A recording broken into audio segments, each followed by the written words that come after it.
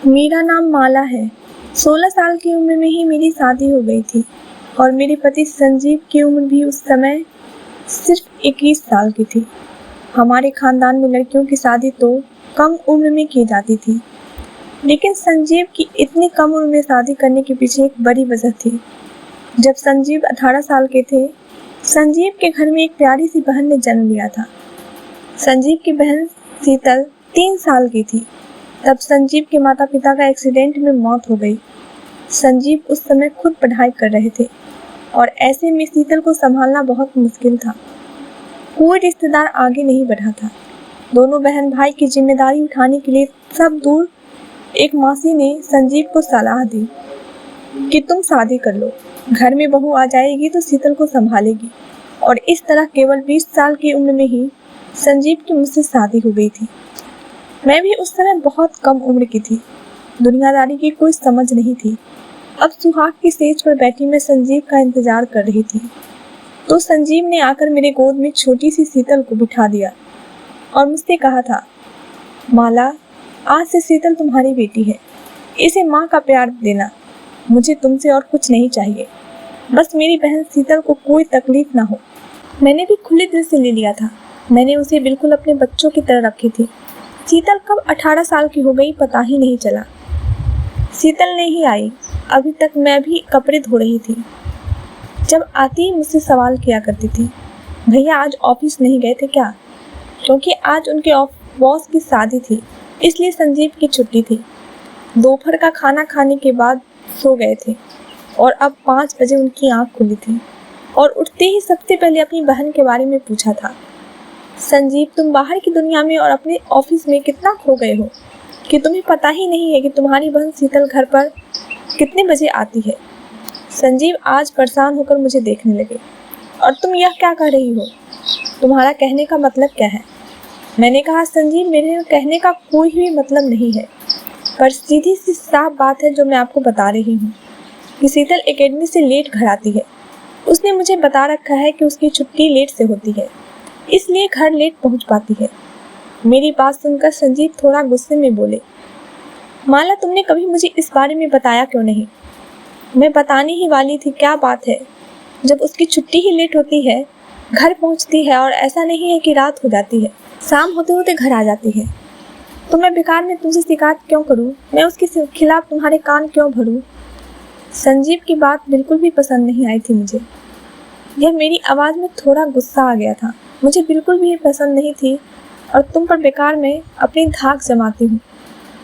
और उस पर मुझे संजीव थोड़ा नरम पड़े और बोले, तुम अच्छी तरह से जानती हो, तुम बात कर रही हो उस बच्चे की माँ नहीं है। एक छोटी सी शीतल को तुम्हारी गोद में दिया था। तब मैंने कहा था कि इसे अपनी बेटी की तरह पालना।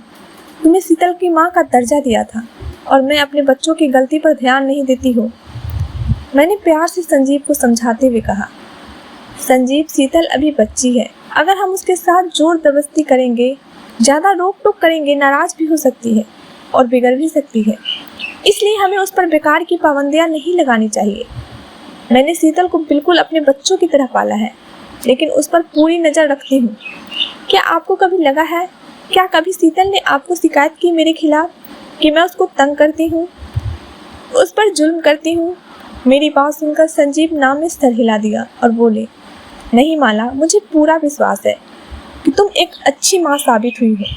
अच्छा बाबा, जो मर्जी है करो अपनी बेटी के साथ, लेकिन मुझे तो भूख मत मारो। दोपहर को भी बस हल्का फुल्का ही खाया था। भूख लगी है, कुछ खाने को दे दो। लेकिन मैंने महसूस किया संजीव अभी मेरी बातों से संतुष्ट नहीं है। मैं संजीव के लिए चाय के साथ कुछ बना कर ले आई। शाम को 7 बजे तक शीतल घर वापस आ चुकी थी। संजीव के चेहरे से लग रहा था कि संजीव शीतल से कुछ पूछना चाहते हैं, लेकिन शायद मेरी वजह से ज़्यादा पूछताछ नहीं की। सिर्फ इतना ही कहा कि 5 बजे तक घर आ जाया करो। इस बात पर शीतल कुछ नहीं बोली। हाँ, मैं सर हिला दिया। आज शीतल मुझे बहुत चुप चुप सी लग रही थी।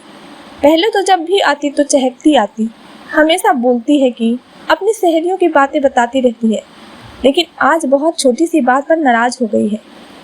मैंने शीतल को समझाने की खातिर कहा कि शीतल, अपने भाई की बात का बुरा मत मानना, वो तो बस तुम्हारी भलाई के लिए कह रहे हैं। अंधेरा हो जाता है, कहीं रास्ते में तुम्हें कोई दिक्कत ना हो। शीतल ने मेरी बात सुनी ही नहीं, चुपचाप बैठी रही। अब मुझे शीतल की चिंता होने लगी। मैंने शीतल के सर पर हाथ फेरते हुए कहा, शीतल क्या बात है, तुम परेशान हो? लेकिन मेरी इतना कहते ही शीतल एकदम से गुस्से से बोली, क्या है भाभी, 2 पल तो मुझे सुकून की सांस लेने दिया करो। आपके हर वक्त के सवाल जवाब से मैं तंग आ गई हूँ। एक बार की कोई प्रॉब्लम नहीं है, लेकिन आप तो हाथ धोकर पीछे पड़ गई हैं। मुझे उसकी बात बुरी लगी, क्योंकि पहले शीतल ने कभी भी ऐसी कोई बात नहीं की थी। संजीव कमरे में जा चुके थे, नहीं तो पता नहीं क्या तमाशा खड़ा हो जाता। लेकिन मैंने अपने दिल को समझाया कि जरूर बच्चे पढ़ाई की वजह से परेशान होंगे, तभी ऐसा बोल गए हैं, वरना शीतल पहले से तो कभी ऐसी नहीं थी। मैं कमरे में आई थी, संजीव बोले, वो गुस्से में मुझसे बात क्यों कर रही थी? मैंने अभी उसको तुम्हारे साथ बदतमीजी करते हुए देखा है। अभी मैं उसको जाकर बताता हूँ कि बड़ों से कैसे तमीज़ से बात की जाती है। संजीव, बड़ी मुश्किल से मैंने संजीव को शांत किया। मेरे बहुत ज़्यादा समझाने पर संजीव मान गए, लेकिन मुझे समझाते ही बोले, माला, अभी तुम शीतल से नाराज रहो, इतनी जल्दी मत मान जाना, नहीं तो समझेगी तुम्हें कोई फर्क नहीं पड़ा और फिर वह आगे से तुम्हारी इज्जत नहीं करेगी। मैंने हाँ में सिर हिला दिया और संजीव के लिए मेरे दिल में प्यार आने लगा। संजीव को मेरा कितना ख्याल है। सच कहते हैं, पति पत्नी की इज्जत करवाता है। मैं तो ये सोच रही थी कि अगले दिन शीतल के साथ रहती हूँ और शीतल का मूड अच्छा होता, लेकिन संजीव की बातों से मुझे भी लगा कि हाँ, शीतल को एहसास दिलाना जरूरी है कि शीतल ने गलती की है, नहीं तो वह आगे से और भी ज़्यादा बदतमीज हो जाती और मुझे जवाब देने लगती। सुबह हुई तो शीतल कॉलेज जाने के लिए तैयार हो रही थी। मैंने जल्दी से उसके लिए नाश्ता बनाया और बाहर टेबल पर लाकर रख दिया। वैसे तो हमेशा शीतल मेरे पास किचन में खड़े होकर ही नाश्ता करती थी, लेकिन जब उसने मेज पर नाश्ता देखा तो बहाने से अपने नाश्ते की प्लेट अंदर किचन में ले आई और ये कहते हुए कि मुझे एक और पराठा चाहिए, उसकी प्लेट में एक और पराठा रख दिया और वही मेरे पास खड़े होकर नाश्ता करने लगी। हालांकि इससे पहले शीतल एक ही पराठा खाया करती थी। मुझसे बात करने के बहाने बोली, भाभी दोपहर में क्या बनाओगी? शीतल की बात का मैंने बस पता नहीं कह दिया। शीतल की उतरी हुई शक्ल देखकर पता लग रहा था कि उसे इस बात का एहसास है कि उसने मेरे साथ बदतमीजी की है। मैं शीतल को इग्नोर करते हुए अपने कमरे में आ गई। हालांकि मेरा दिल अंदर ही अंदर परेशान हो रहा था शीतल की हालत देखकर, लेकिन शीतल को सबक सिखाना जरूरी था। कॉलेज जाने से पहले शीतल मेरे पास आई तो मैंने कुछ पैसे उसकी ओर बढ़ा दिए, लेकिन पैसे लेने की बजाय शीतल एकदम से मेरे गले लग गई और आंखों में आंसू भरते हुए बोली, मुझे माफ़ कर दो, पता नहीं कल मुझे क्या हो गया था जो मैं आपको बहुत कुछ सुना दिया। कल मुझे मम्मी की बहुत याद आ रही थी और मेरी सबसे अच्छी दोस्त थी मुझसे नाराज़ थी, इसलिए मेरा मूड ख़राब था। भाभी मुझे माफ़ कर दो। मैं एकदम से परेशान हो गई और शीतल की बातों को सुनते हुए बोली, शीतल बच्चे परेशान मत हो, मैंने तुम्हें माफ़ कर दिया है। मैं तुमसे नाराज़ नहीं थी, बस मुझे दुख हुआ था और मैं तुम्हें एहसास दिलाना चाहती थी।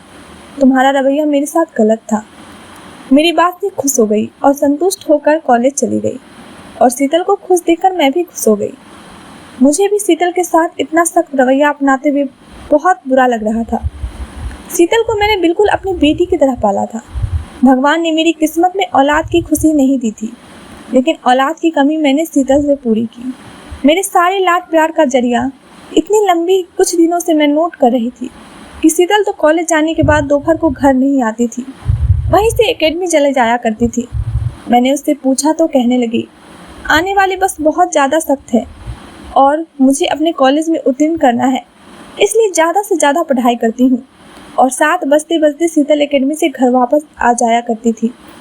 मैंने महसूस किया था जब भी शीतल एकेडमी से शाम को वापस आती तो बहुत ज़्यादा थकी थकी सी होती थी। फिर मैंने अपने आप को तसल्ली भी दी कि हो सकता है 2-2 जगह पढ़ाई करती है, थक जाती होगी बेचारी। आज संजीव की मौसेरी बहन हमारे घर आई थी।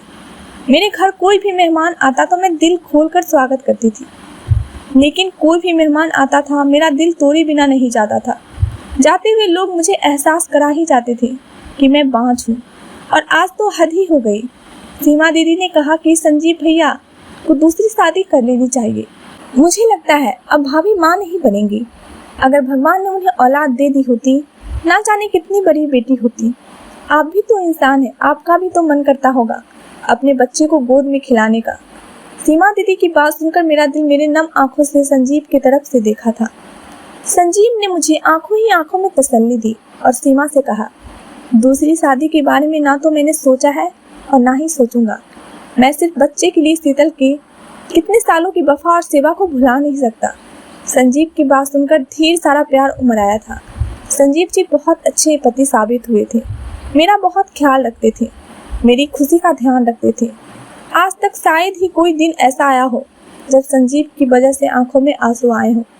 अपनी आंखों में आंसू साफ किए, लेकिन तभी मेरी नज़र थोड़ी दूर बैठी शीतल पर पड़ गई। अपनी पढ़ाई छोड़कर हमारी बातों में दिलचस्पी ले रही थी। चेहरे के एक्सप्रेशन भी बिगड़े हुए थे, जैसे अंदर ही अंदर गुस्से में कांप रही हो। पता नहीं क्यों मेरे दिल में यह ख्याल आया कि लगता है शीतल को अपने भाई की बात पसंद नहीं आई। शीतल के खिलाफ अपने दिल में कोई बुरे ख्याल नहीं लाना चाहती थी, इसलिए मैंने अपने ख्याल को दिल से निकाल दिया। सीमा दीदी मुंह फुलाए बिना खाना खाए जा चुकी थी। ना चाहते हुए भी मेरा ध्यान बार बार शीतल की तरफ जा रहा था। अपनी किताबों को गुस्से से सहीते हुए और गुस्से से अपने कमरे में चली गई। रात को जब प्यास से मेरी आंख खुली तो मैं पानी लेने रसोई घर में गई, लेकिन शीतल के कमरे की लाइट जल रही थी। मुझे बहुत ज़्यादा हैरत हुई कि रात की 1 बजे जगी हुई है, सुबह में कॉलेज भी जाना होता था। मुझे शीतल की चिंता होने लगी थी। जल्दी से आगे बढ़कर दरवाज़ा नॉक किया। दरवाज़ा नहीं खुल रहा था। बहुत देर बाद दरवाज़ा खुला तो मैं उसकी हालत देखकर दंग रह गई। बाल बिखरे हुए थे और आंखें लाल हो रही थी। एकदम आगे बढ़कर शीतल को गले लगा लिया। बच्चे, क्या बात है, तुम्हारी आंखें क्यों लाल है? इतनी देर रात तक जागी हुई तो यही हाल होगा। हमें नहीं चाहिए ऐसे अच्छे नंबर जो तुम्हारी तबीयत खराब हो जाए। शाम को जल्दी सोया करो और अपनी सेहत का ख्याल रखा करो। मेरी बात सुनकर शीतल की आंखों में आंसू आ गए।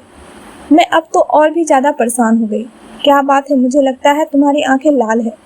मेरी बात सुनकर कहने लगी, मुझे मम्मी की याद आ गई थी। बहुत देर तक शीतल को साथ ले और फिर उसे सोने का कहकर अपने कमरे में चली आई। मेरे दिल में वहम पैदा हो गया था। पता नहीं आजकल शीतल को अपनी माँ की याद बार बार क्यों आने लगी थी। पूरी रात मैं सो न सकी। बार बार दिल में घबराहट सी होती है कि कहीं कुछ गड़बड़ न हो जाए, कहीं शीतल के साथ कुछ गलत न हो जाए। अगर कुछ गलत हो गया तो मैं संजीव को क्या जवाब दूंगी? मेरा तो भरोसा ही टूट जाएगा। संजीव को मुझ पर कितना भरोसा है। क्या कहूँगी? मुझसे पूछेंगे कि तुमने माँ बनकर मेरी बहन की परवरिश नहीं की है। मेरे दिमाग में एक ही जवाब नहीं आ रहा था कि मैं संजीव को क्या कहूँगी। मैंने बीच बीच में उठकर शीतल के कमरे की तरफ देखा, लेकिन उसके कमरे की हर बार लाइट जलती हुई मिली। मैं ऐसे ही परेशान में करवटें बदल रही थी कि तभी घड़ी में 5 का अलार्म बजा। मैं बाहर आई थी, कमरे की लाइट जलती थी। मैं तो सोच रही थी कि सुबह हो गई है, शीतल बाहर आएगी और रोज का यह नियम था कि शीतल रोज उठकर सुबह भगवान की आरती करती थी। लेकिन अब मैं कुछ दिनों से देख रही थी कि उसने अपना यह नियम तोड़ दिया था। लेकिन मुझे लगा कि उसका पर्सनल मामला है, इसलिए मैं उसकी इस मामले में ज़्यादा दखल नहीं देती थी। अगर उसे भगवान से दिल लगानी होगी तो वह मेरे कहने से नहीं बल्कि खुद अपने दिल से भगवान से लगाएगी। मैं नहा धोकर फ्रेश हुई और घर का सारा काम निपटाने के बाद जल्दी से नाश्ता बनाने लगी। थोड़ी देर बाद शीतल फ्रेश होकर आ चुकी थी और कॉलेज जाने के लिए एकदम तैयार थी। मैंने शीतल के लिए नाश्ता लगाया और मैंने पास ही खड़ी होकर नाश्ता करने लगी। जब मैंने शीतल से कहा, शीतल आज छुट्टी कर लेना और घर जल्दी आ जाना, कुछ ज़रूरी काम है। बोली, क्या काम है जो मुझे एकेडमी से छुट्टी लेनी पड़ेगी? मैंने उसे बताया कि तुम्हारे लिए कुछ शॉपिंग करनी है। मैं सोच रही हूँ कुछ नए कपड़े दिलवा दूँ, काफ़ी दिन हो गए हैं तुम्हारे लिए शॉपिंग नहीं की है। मेरी बात सुनकर मुस्कुरा दी। आपको जो भी कपड़े पसंद आए और मेरे लिए ले आना, खुशी खुशी मैं वह कपड़े पहन लूँगी। मेरी पसंद का कोई भी सवाल ही नहीं आता, बस मैं छुट्टी नहीं करूँगी। मेरा एकेडमी जाना बहुत ज़रूरी है। मैं उसकी बात सुनकर दंग रह गई थी। यह पहली बार हुआ था कि शॉपिंग के नाम से शीतल को खुशी नहीं हुई थी, और पहले शॉपिंग के नाम से ही शीतल खुशी से खिल उठती थी। फिर चाहे एकेडमी हो, कॉलेज, पता नहीं क्यों छुट्टी करने के लिए बिल्कुल भी तैयार नहीं हुई। मेरे दिल में अजीब अजीब से ख्याल आने लगे। शीतल के जाने के कुछ देर बाद मैं फ़ौरन एकेडमी जा पहुंची, लेकिन जब वहां पहुंची तो पता चला कि एकेडमी में छुट्टी है क्योंकि टीचर की खुद की शादी थी, इसलिए पूरे हफ्ते कोई बच्चा वहाँ नहीं नजर आ रहा था। अब मेरी हालत बिगड़ने लगी क्योंकि किसी और की बेटी बहुत बड़ी जिम्मेदारी होती है। संजीव अपनी बहन के बारे में मुझसे पूछता तो क्या जवाब देती? यह सब क्या हो रहा है? मैं दोपहर का खाना खाने के बाद मेरे पेट में पानी का एक बूंद भी नहीं गया। शाम को जब शीतल अपने समय से पहले लौटी, तब तक मैं गुस्से से चलती रही थी। शीतल के आते ही मैं उसका हाथ पकड़कर कमरे में ले गई और उससे पूछी कि कहाँ गई थी।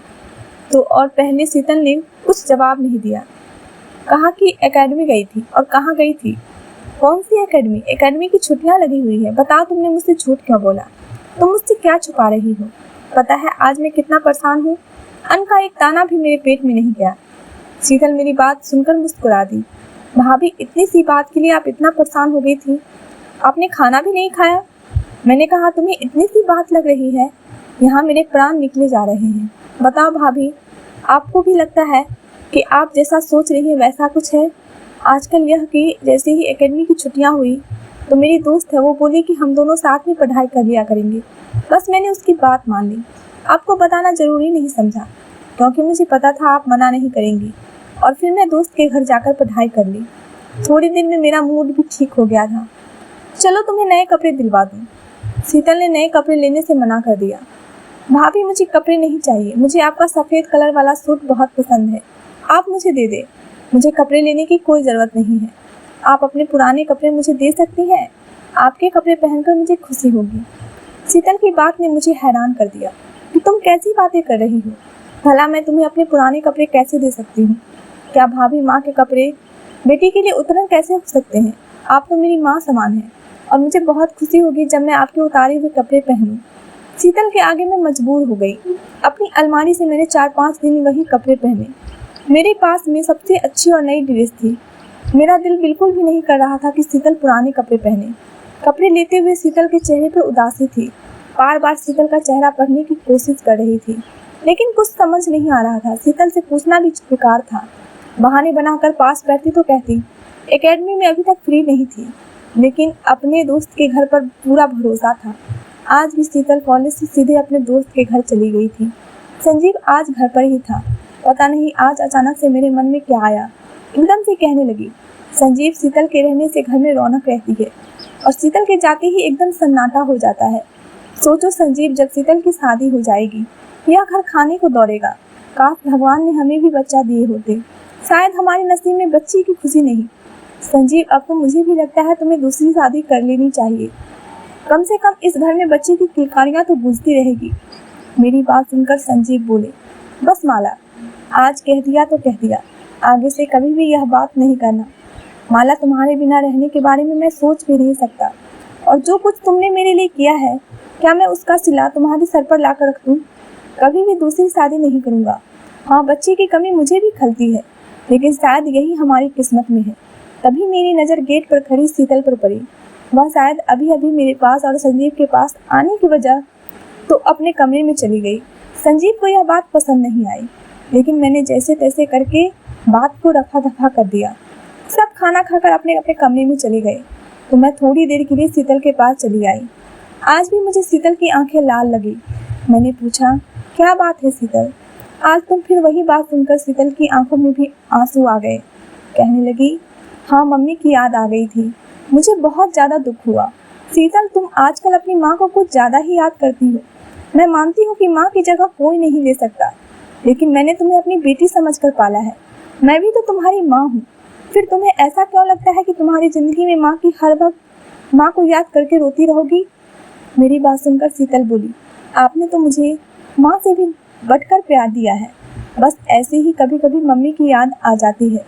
कुछ देर में शीतल के पास बैठी रही, फिर उठकर अपने कमरे में आ गई। अगले दिन से शीतल को देखकर मैं हैरान रह गई। शाम को शीतल नहाने के लिए बाथरूम में घुस गई और जब नहा कर निकली तो मैं उसे देखकर हैरान रह गई, क्योंकि उसने मेरा गंदा उतारा हुआ सूट पहन रखा था। यह क्या, तुम्हारे पास कपड़े नहीं है जो तुमने मेरे गंदे कपड़े पहन रखे हैं? मेरी बात सुनकर रोने लगी। कहने लगी, आपके कपड़े पहनती हूँ तो आपकी खुशबू आती है, लेकिन शीतल, कम से कम खुला हुआ सूट तो पहनो। यह गंदा सूट पहनने की क्या जरूरत थी? लेकिन भाभी, कपड़े धोने के बाद उनमें से आपकी खुशबू चली जाती है। इसलिए मैंने आपके गंदे कपड़े पहन लिए हैं। अभी शीतल को कपड़े पहने हुए 15 मिनट ही हुए थे, तभी संजीव घर आ गए और फिर उसके बाद तो रोज ही यह होने लगा। संजीव के घर आने से 15 मिनट पहले शीतल मेरा उतारा हुआ सूट पहन लिया करती थी। अब तो संजीव ने भी नोटिस करना शुरू कर दिया था। एक दिन संजीव मुझे कहने लगे, माला हर वक्त तुम्हारे कपड़े क्यों पहनती है शीतल? उसके पास अपने कपड़े नहीं है। मैं बोली, नहीं, ऐसी बात नहीं है, शीतल के पास ढेर सारे कपड़े हैं। बल्कि मैंने तो उस दिन भी कहा था, चलो तुम्हारे लिए नए कपड़े ले आते हैं, लेकिन शीतल ने मना कर दिया। मेरी बात सुनकर संजीव संतुष्ट नहीं हुए थे। मेरे दिल में ख्याल आया, कहीं संजीव यह तो नहीं सोच रहे कि मैं उनकी बहन को अपने उतारे हुए कपड़े जानबूझकर पहनाती हूँ। अगले दिन नहाने के बाद मैंने अपने कपड़े फौरन धो दिया, जिससे कि शीतल को मेरे गंदे कपड़े ना मिले। लेकिन मुझे हैरत उस वक्त हुई जब शीतल ने इसी बात पर पूरा घर सर पर उठा लिया। जब आपको पता है मैं आपके उतारे कपड़े पहनती हूँ, तो आपने अपने कपड़े क्यों धोए? संजीव के आने का भी समय हो रहा था। मैंने जैसे तैसे करके उसको शांत करने की कोशिश की, लेकिन वह किसी भी तरह शांत नहीं हो रही थी। बार बार घड़ी की तरफ देख रही थी। शीतल बोली, भाभी आप अभी दूसरे कपड़े पहनो और उतारे हुए कपड़े मुझे पहनने के लिए दो। अब तो मेरे दिल में भी शक होने लगा कि जरूर कुछ गड़बड़ है। संजीव के आने का समय हो चुका था और मैं घर में कोई शोर नहीं चाहती थी, इसलिए मैंने दूसरे कपड़े पहने और अपने पहने हुए कपड़े शीतल को दे दिए। खुशी खुशी बाहर का कुछ सामान लेने के लिए संजीव के पास दुकान पर गए हुए थे। शीतल भी साथ चली गई थी। मेरे पास यही मौका था। मैं शीतल के कमरे में आ गई। बेड पर वही रात वाला सूट पड़ा हुआ था जो कल रात शीतल ने पहना था। मैं शीतल के कमरे की तलाशी लेने लगी। जैसे ही बैठते तकिए हटाए तो मुझे बहुत ही अजीब सी गंदी सी बदबू आई। मैंने गौर किया तो वह मेरे कपड़ों से आ रही थी। मैंने जल्दी से कपड़ों को उलट पुलट कर देखा तो मेरे सिर पर आसमान टूट पड़ा। मेरे कपड़ों में खून लगा हुआ था और कपड़ों से इतनी गंदी बदबू आ रही थी कि उसे छुआ भी नहीं जा रहा था। मैंने जल्दी से कपड़े दूर किए, तभी दरवाजा खोलकर शीतल आ गई और मुझे अपने कमरे में देखकर एकदम से हड़बड़ा गई। मैंने कहा, शीतल क्या है यह सब? आज मुझे बताओ, तुमने मुझे यह नहीं बताया तो हो सकता है हम दोनों के बीच माँ बेटी के रिश्ते को खत्म कर लूंगी। शीतल रोते हुए मेरे पैरों में बैठकर बोली, भाभी अगर आपने ऐसा किया तो मैं मर जाऊंगी। शीतल बोली, मैं क्या करूं? क्या आपकी गोद भराई होगी? कभी कभी यह सोचकर बहुत ज़्यादा डर जाती हूँ, कहीं भैया दूसरी शादी न कर ले। यही सारी बातें मैंने अपने दोस्त को बताई तो उसने मुझे एक ऐसी औरत के बारे में बताया, जादू टोना का काम करती है और वह मेरी परेशानी दूर कर सकती है। मैं और संजू उस औरत के पास गई। औरत ने कहा कि तुम्हारी भाभी माँ की बीमारी तुम्हें अपने अंदर लेनी होगी और उसके लिए तुम अपनी भाभी के कपड़े पहनकर मेरे पास आना। फिर मैं कुछ ऐसे मंत्र करूँगी, तुम्हारी भाभी की बीमारी तुम्हारे अंदर आ जाएगी। 9 दिन तक मैं आपके कपड़े पहनकर उसके पास जाती रही। 10 दिन उस औरत ने कहा कि अब जो कुछ करना है तुम्हें घर पर रोज शाम को 7 बजे 21 दिन तक तुम अपनी भाभी के उतारे हुए कपड़े पहनोगी और मेरा दिया हुआ वह मुर्गी का खून उन कपड़ों पर लगाना है।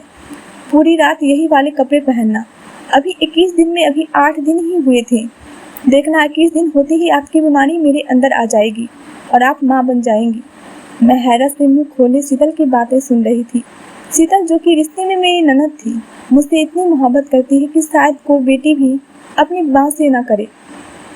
मैंने कसकर शीतल को गले से लगा लिया। शीतल मुझे माफ़ कर दो, मैंने तुम पर शक किया और पागल, तुम मेरे लिए कितना बड़ी कुर्बानी देने जा रही थी। तुम्हें क्या लगता है कि अपनी खुशियों के लिए मैं तुम्हारी खुशियों का गला घोट दूंगी? ऐसी खुशियाँ मुझे नहीं चाहिए जो तुम्हें दुख दे। और शीतल, यह सब अंधविश्वास होता है, यह जादू टोने कुछ नहीं होते। अगर भगवान मुझे औलाद देता तो पहले ही दे चुका होता, लेकिन क्योंकि मेरी ज़िंदगी में मेरी औलाद से भी बढ़कर तुम हो। मैंने शीतल के माथे को चूम लिया। यह सब कुछ मैंने संजीव को नहीं बताया।